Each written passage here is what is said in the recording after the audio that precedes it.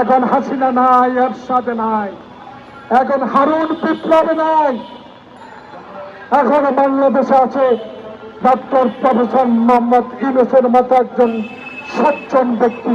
রক্ত দিয়েছি, পুলিশের সাথে লড়াই করেছি, তাই বলে হাসিনার মতো, হাসিনার আওয়ামী লীগের মতো ব্যবহার করবেন সরকার গঠন করলে তা কখনো হতে দেওয়া যাবে না, হতে পারবে না।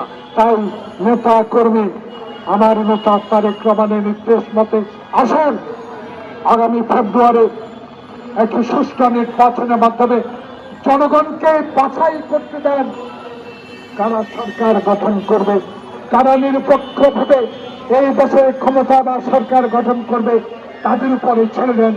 জোর করে কেউ আর ক্ষমতা দখল করতে পারবেন না, তার প্রমাণ গতকালকের দুজন প্রধান নির্বাচন কমিশনের গ্রেফতার। তাই নির্বাচন কমিশন সাংবিধানিক প্রতিষ্ঠান, অতীতে হাসিনা কাজ করতে দেয় না, তার ফল কি? জেলখানা। তার ফল কি? মামলা।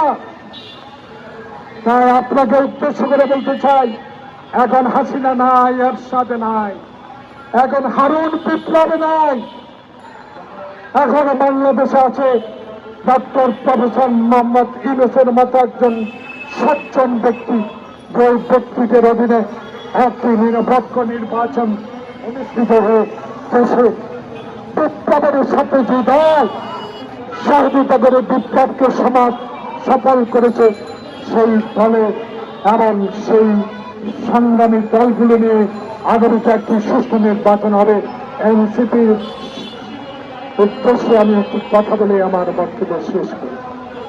আপনারা কি চেয়েছেন আপনাদের মার্কা আমার জানার বিষয়, কিন্তু পত্রিকায় দেখেছি দয়া করে সরকার, নির্বাচন কমিশন এমন কিছু করবেন না যেটা বিতর্কিত হয়ে পড়ে, তাহলে বিতর্ক নির্বাচনের সমস্যা তৈরি করতে পারে। সবাইকে ধন্যবাদ। আসসালামু আলাইকুম।